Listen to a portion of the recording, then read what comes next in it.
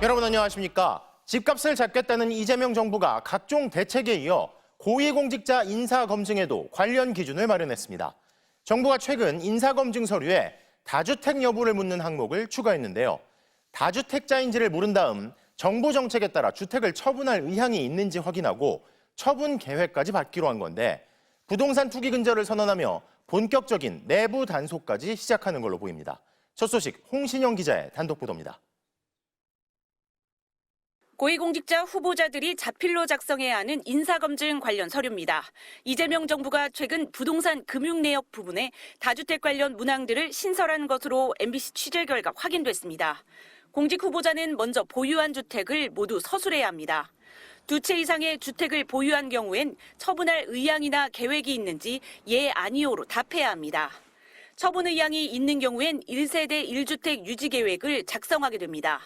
주택시장의 안정화 정책과 공직자의 1세대 1주택 이하 보유 원칙에 공감해 처분 계획을 제출합니다라는 문구 아래는 공직에 있는 동안 1주택 이하를 계속 유지하겠다는 다짐이 이어집니다. 또 임용 후 3개월까지로 처분 시점을 못 받고 처분 대상 부동산, 처분 방법, 처분 완료 예정일도 스스로 쓰도록 했습니다. 참고로 이 계획이 인사검증에 활용된다는 점도 명시돼 있습니다. 다만 법령상의 제한 등이나 다른 이유로 다주택 처분이 어려운 경우엔 이유를 따로 쓰도록 했습니다.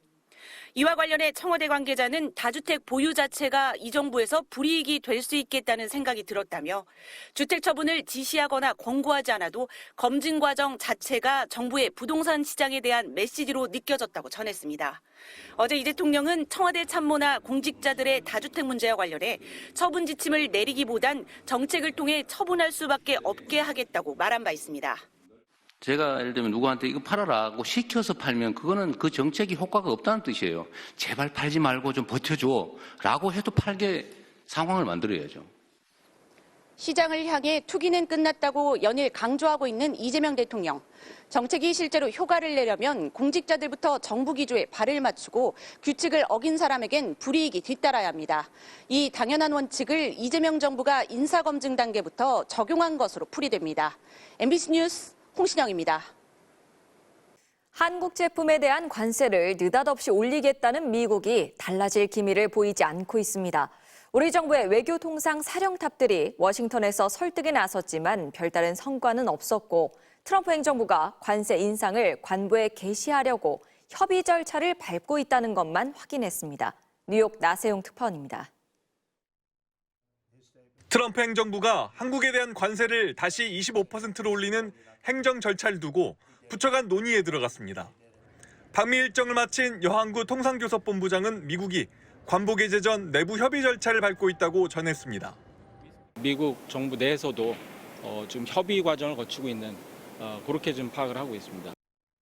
시점은 정해지지 않았지만 여전히 미국이 관세를 다시 올린다는 방침을 유지하고 있다는 뜻입니다. 지난주 트럼프 대통령이 느닷없이 SNS로 한국산 자동차 등 품목 관세와 상호 관세를 15%에서 25%로 올리겠다고 예고한 뒤 우리 정부 고위 인사들이 총출동했지만 아직 별다른 성과는 나오지 않고 있습니다. 여한구 본부장은 미국에 머무는 닷새 동안 자신의 상대인 무역대표부 대표는 만나지도 못했습니다. 대신 부대표와 의회 인사들에게 한국의 입법 절차와 진전 상황을 설명하고 투자 약속을 지킬 거라고 설득했습니다. 조현 외교부 장관도 서둘러 워싱턴을 찾아 루비오 국무장관을 만났지만 미국 측은 대미 투자 확대에 협력하자는 원론적인 말만 전했습니다. 지난주 김정관 산업부 장관이 이틀 연속 러트닉 상무장관을 만나고도 이렇다 할 답변을 듣지 못한 것과 비슷한 상황입니다. 트럼프 대통령은 재차 관세를 무기로 약값을 낮췄다고 과시했습니다. We'll have the lowest price anywhere in the world. I had to get the countries to go along with it, and I had to threaten tariffs against them. 무역대표부 대표는 관세로 미국이 새 무역 질서를 세우고 세수도 늘렸다고 강조했습니다. 관세 근거가 적법한지 따지는 대법원 판결을 앞두고 성과 만들기에 열을 올리는 겁니다. 월스트리트 저널은 트럼프가 관세를 발표한 뒤 8개월 연속 제조업 일자리가 줄었다며 제조업 황금기는커녕 거꾸로 가고 있다고 꼬집었습니다. 트럼프 대통령은 한국은 물론 유럽과 캐나다에 대해서도 관세를 다시 올리겠다고 압박하고 있습니다. 미국 언론들은 트럼프의 오락가락 행보가 미국 기업들이 투자 전략을 세우는 것조차 어렵게 만들고 있다고 비판했습니다. 뉴욕에서 MBC 뉴스 나세웅입니다. 감사원이 류희림 전 방송통신심의위원장의 민원 사주 의혹에 대해 사주 정황이 확인됐다는 감사 결과를 내놨는데요. 그런데 물증이 없어 사주를 단정할 수 없다고 한 발 물러난 결론을 냈습니다. 정상빈 기자입니다. 지난 2023년 11월 당시 방송통신심의위원회는 MBC와 KBS, JTBC, YTN에 총 1억 4천만 원 과징금 부과 결정을 내렸습니다. 2022년 대선을 앞두고 윤석열 후보자가 과거 대장동 관련 불법 대출 사건을 덮었다는 내용의 이른바 김만배 신앙림 인터뷰를 인용 보도했다는 이유였습니다. MBC 뉴스데스크와 PD수첩 총 6천만 원, KBS 3천만 원, YTN 2천만 원, JTBC 1천만 원 등 이례적인 액수였습니다. 방송사 보도에 대한 민원들이 잇따라 접수되자 방심위가 긴급 심의에 착수해 내린 결정이었습니다.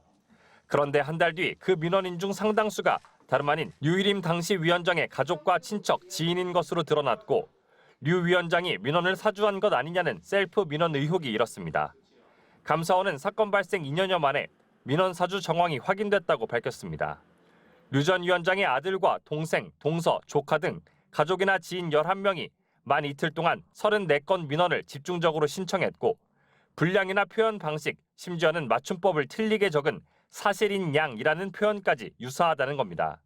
하지만 거기까지였습니다. 감사원은 민원 사주 행위가 있었다고 단정하기는 곤란하다고 결론 내렸습니다. 민원을 신청하도록 사주했을 가능성을 배제할 수 없어 보인다면서도 사주했다는 진술이나 객관적 증거가 확인되지 않았다는 겁니다.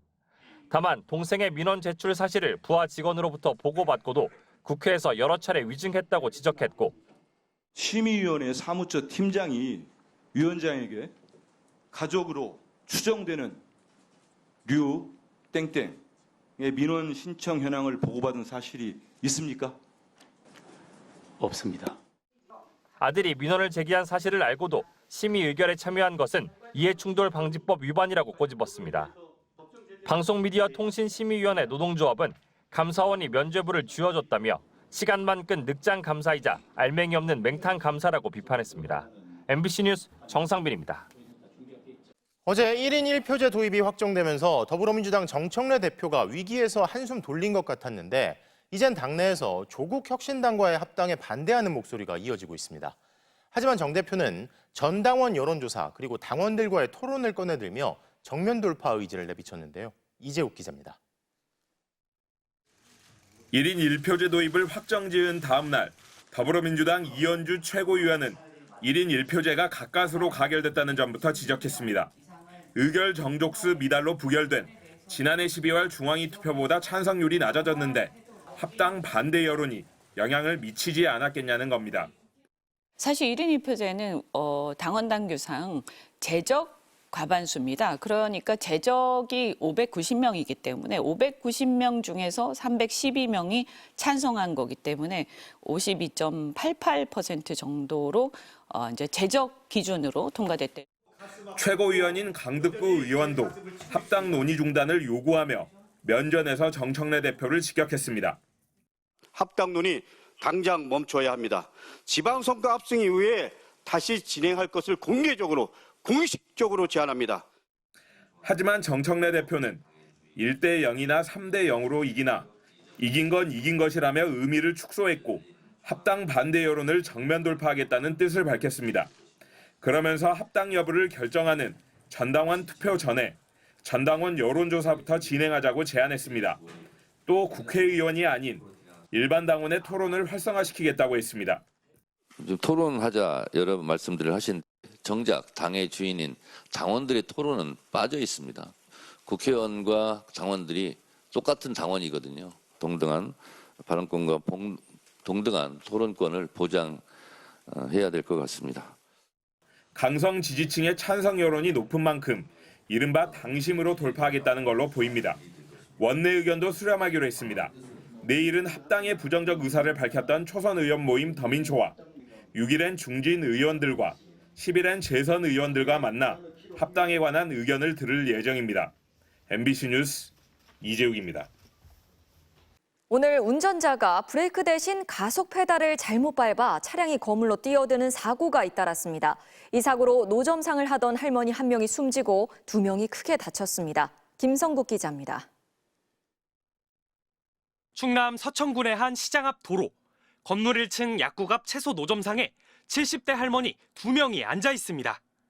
그런데 앞을 지나던 은색 픽업 트럭이 갑자기 멈춰선 뒤 후진하기 시작하더니 순식간에 길 건너편 할머니들을 덮쳤습니다. 박격포 하나 터진 것 같이 후미 부분이 들어왔고 그 이제 파편이랑 많이 튀기고 했어요. 노점상인 할머니가 숨졌고 옆에 있던 70대 여동생이 크게 다쳤습니다. 숨진 할머니는 수십 년 동안 상가 앞에서 채소 등을 판매해왔는데 친동생이 잠시 들른 사이 사고를 당했습니다. 심장이 떨리고 이런 일이 있었나 너무나 막 당황스럽죠. 차량이 들이받은 충격에 점포 유리문은 모두 깨졌고 피해자가 자주 앉아있던 의자 역시 심하게 파손됐습니다. 약국 안에는 손님 3명 등 5명이 있었지만 다행히 다치지 않았습니다. 경찰은 70대 노인 운전자가 목적지를 지나쳐 후진을 하려다 가속 페달을 잘못 밟은 것으로 보고 있습니다. 브레이크 등도 들어온 것도 아니고 브레이크를 밟아야 되는데 악셀에다를 밟은. 비슷한 시각 경기 화성에서도 60대 여성이 후진 중 건물 1층으로 돌진하는 사고가 났습니다. 한 분이 깔려 있으셨거든요. 벽면하고 차량 사이에. 그래서 그분이 이렇게 빼내는. 휴게실에서 쉬고 있던 청소 노동자 2명은 얼굴과 다리 등을 다쳐 병원으로 옮겨졌습니다. 60대 여성 운전자는 주차 중 가속 페달을 잘못 밟았다고 진술한 것으로 알려졌습니다. 페달 오조작으로 인한 사고가 늘면서 차량의 페달 오조작 방지 장치 설치가 의무화됐지만 2029년부터 생산되는 승용차 신차부터 적용되기 때문에 그에 앞서 고령 운전자 차량에 대한 장치 보급이 시급하다는 지적이 나옵니다. MBC 뉴스 김성국입니다.